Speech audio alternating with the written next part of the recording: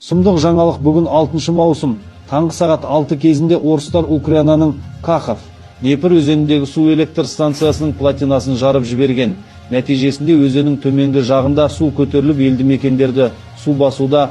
Ресейлік әскер Украинаның өз жерін азат ету қарымта шабуылына төтеп бере алмайтындығын түсінген секілді, олар жарты жыл бойы осы Кахов су электр станциясының бөгенін бұзамыз деп тәуір боп салаған еді.